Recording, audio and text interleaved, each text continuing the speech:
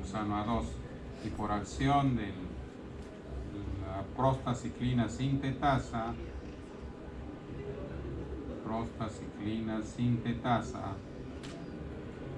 nos va a dar la prostaciclina.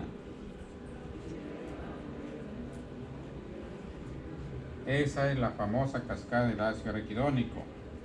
Entonces remarquemos: fosfolípidos por acción de la fosfolipasa 2, ácido araquidónico; por acción de la lipoxigenasa, leucotrienos; por acción de la ciclooxigenasa, endoperóxidos o prostaglandinas. Las prostaglandinas endoperóxidos por acción de la prostaciclina sintetasa da la prostaciclina; por acción del promoxano sintetasa, el promoxano A2. Esto se activa en diferentes células y los productos que vamos a obtener van a ser diferentes en diferentes células. Por ejemplo, el promoxano A2 ocurre en la plaqueta. La prostaciclina en la célula endotelial. Y en los leucotrienos en los neutrófilos, entre otras células. Ocurre en una serie de células, estamos mencionando la que nos interesa ahora, en los neutrófilos. ¿Por qué unas sustancias se producen en una célula y otra no? Depende de la maquinaria enzimática que tenga. Nuestra plaqueta, por ejemplo, tiene pues fosfolipasa 2, ciclooxigenasa, promoxano sintetasa y forma promoxano A2. No tiene prostaciclina sintetasa, por lo tanto no puede formar prostaciclina. Entonces, la sustancia que va a resultar depende de la maquinaria enzimática. Entre estos leucotrienos hay una gran cantidad de leucotrienos, un leucotrieno B4, que es una sustancia quimiotáctica. Entonces nuestro neutrófilo llega atraído por la sustancia quimiotáctica y, como dijimos, ve que la cosa está muy seria, necesita refuerzos. Entonces nuestro neutrófilo se activa la cascada del ácido araquidónico y empieza a liberar leucotrieno B4. Nuestro neutrófilo libera leucotrieno B4.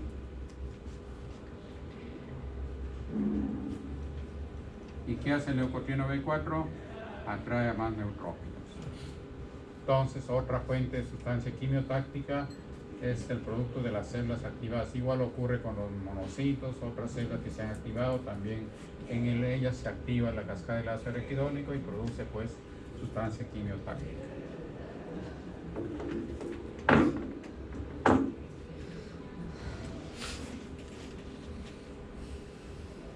Y todavía componentes de la bacteria liberados también funciona como sustancia quimiotáctica. Como ven, la fuente de las sustancias quimiotácticas son múltiples. Hay un dibujito que quiere decir lo mismo. En lugar de la infección, ahí se esparraman las sustancias quimiotácticas y atraen nuestros neutrófilos que acuden atraídos por la sustancia quimiotáctica. La activación del neutrófilo, el agente quimiotáctico, el receptor ha adosado una proteína G, se activa la fosfolipasa C, fosfatidilcistona, glicerol P3, en fin, al final son responsables de la activación de nuestro neutrófilo.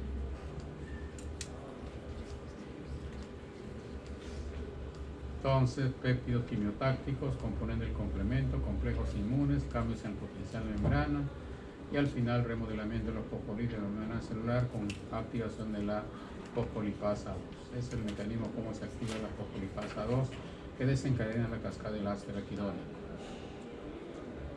Y al final se producen los leucotrienos.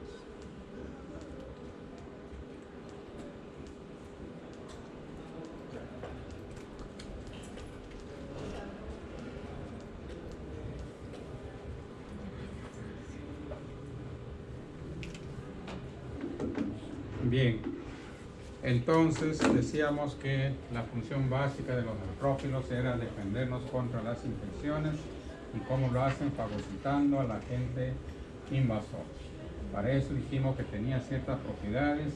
En primer lugar, la quimiotaxis, la propiedad que tienen de ser atraídos por sustancias quimiotácticas producidas en el foco de la invasión. Entonces, un aspecto es la quimiotaxis.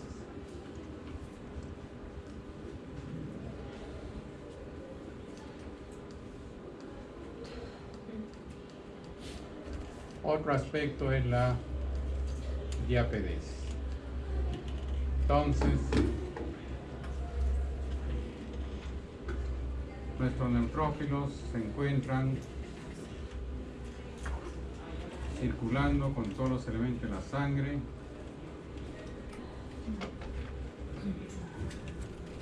Acá está ocurriendo un poco de infección. A partir de ahí se generan las sustancias quimiotácticas. Nuestros neutrófilos están circulando, tienen una serie de receptores, entre ellos receptores para la sustancia quimiotáctica.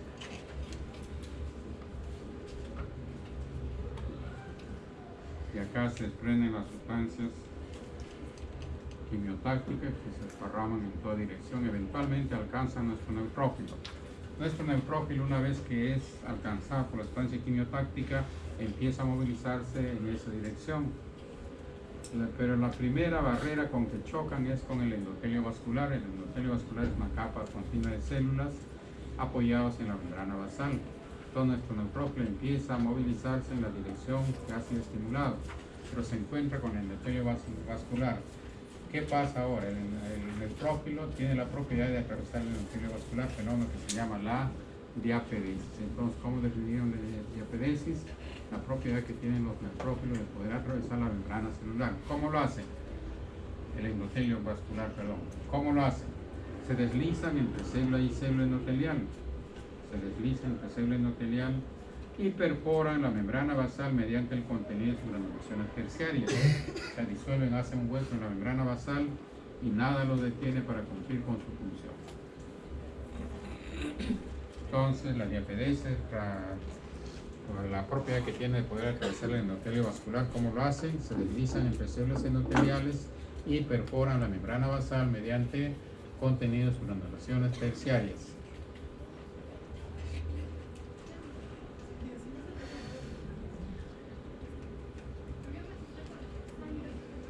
Hay un dibujito de lo que quiere ser nuestro neutrófilo. Cuando no está estimulado, no se pega al endotelio, no atraviesa la membrana celular si no es estimulado.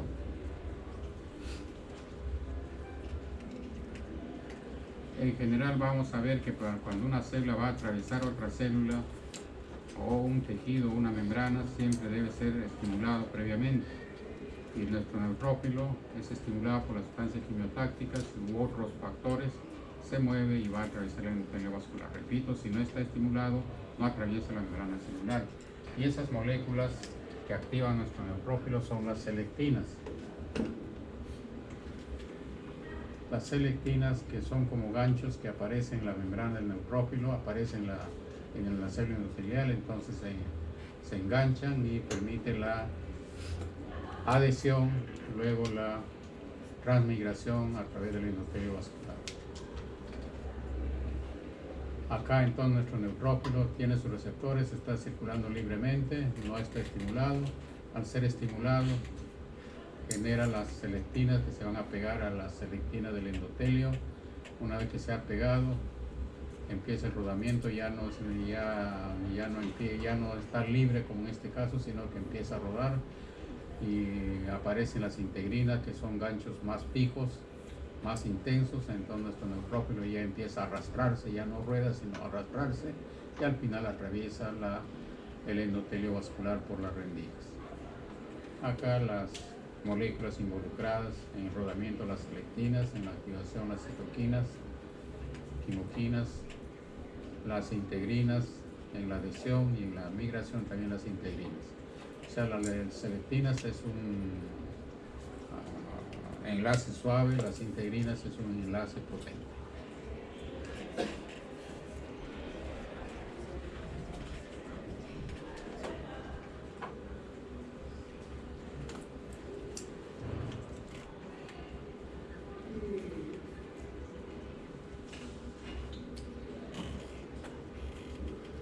Bien, entonces decíamos que uno era la quimiotaxis, otro la diapedesis, y luego viene la activación de las enzimas. Estamos viendo aspectos de la propiedad de los neutrófilos que nos permiten luchar contra el agente invasor, la quimiotaxis, la diepedesis. Y ahora veamos la activación de las enzimas. En la membrana del neutrófilo existen enzimas normalmente en estado inactivo. Ya vimos una enzima, ¿cuál es? La fosfolipasa 2. Fosfolipasa 2, que normalmente está inactivo, se va a activar cuando el neutrófilo es activado. Otro es las oxidasas. Otra enzima son las oxidasas.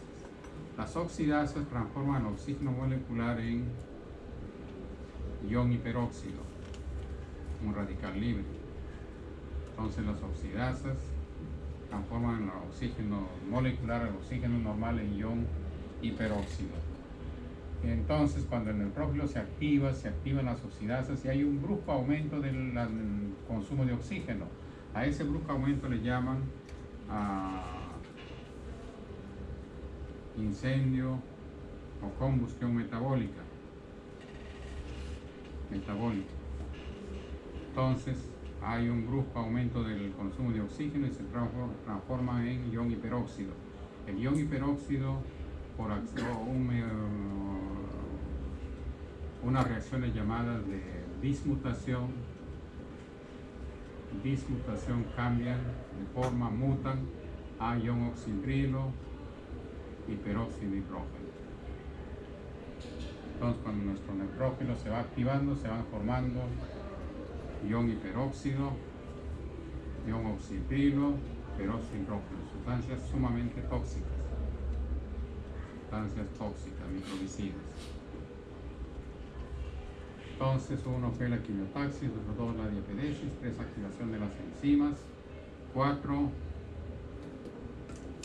deformación progresiva de la membrana celular. Veamos qué comprende esto.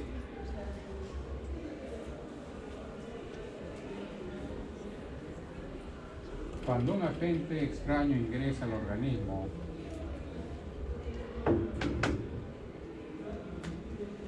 un agente invasor ingresa al organismo, pueden ocurrir dos cosas: que se una a una sustancia quimiotáctica, a una sustancia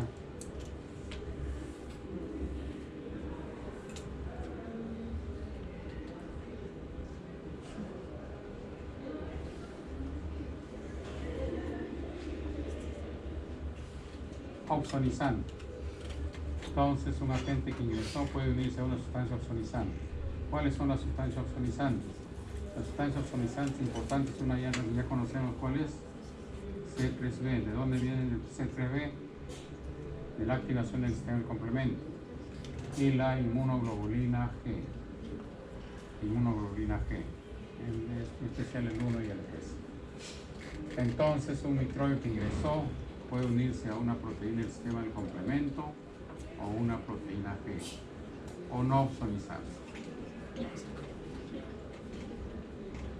Entonces vamos a suponer que nuestro microbio ingresó, vamos a suponer que este es el microbio, se une a una proteína del sistema del complemento o a una inmunoglobulina. Entonces decimos que ha quedado opsonizado, o puede quedar libre, no está opsonizado. ¿Cuál es lo normal, lo usual? Lo usual es que un microbio que ingresa debe ser opsonizado, ya sea por C3b o por inmunoglobulina G. ¿Cuándo preferentemente será opsonizado por inmunoglobulina G? ¿Cuando ingresa por primera vez o ya por segunda vez, ¿no? Porque ya tenemos anticuerpos. Y por C3b cuando la invasión es por primera vez. Bueno, el caso es que un microbio entonces puede sufrir estas dos cosas. Mientras tanto, nuestro neutrófilo llega atraído por la sustancia quimiotáctica. Tiene receptores para la sustancia quimiotáctica, no lo vamos a pintar, que ya fue estimulado para que nuestro neutrófilo venga. Además del receptor para la sustancia quimiotáctica, tiene también receptores para inmunoglobulina G y tiene receptores para el sistema del complemento C3b. Entonces normalmente nuestro neutrófilo tiene receptores para C3b y receptores para la inmunoglobulina G. Entonces fácilmente nos imaginamos, si el microbio está unido a una proteína del sistema del complemento, viene y se une a su receptor. O si está unido a un inmunoglobulina G, lo hará lo mismo a su receptor. Y si no está opsonizado, simplemente se pega a la membrana del neutrófilo. Eso ocurre raras veces. Lo usual, lo normal es que el agente microbiano esté opsonizado. Bien, entonces la combinación ahora del receptor de nuestro neutrófilo más el agente invasor opsonizado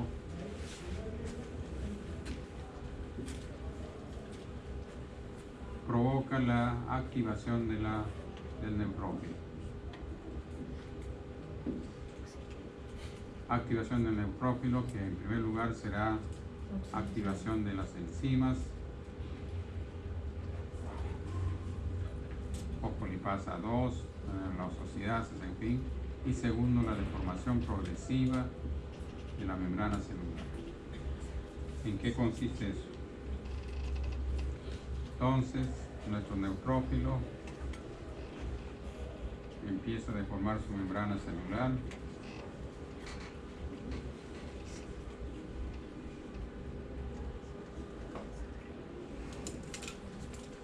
Y ahí queda incluido el agente invasor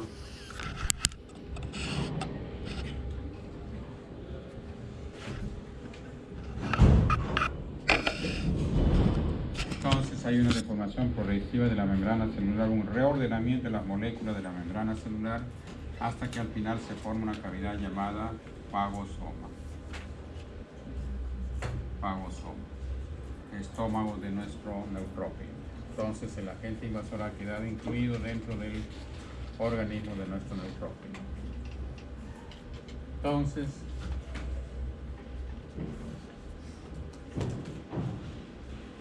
otra propiedad 3, 1, 2, 3, 4. ¿Qué más ocurre con nuestro neutrófilo? Ya se formó el fagosoma.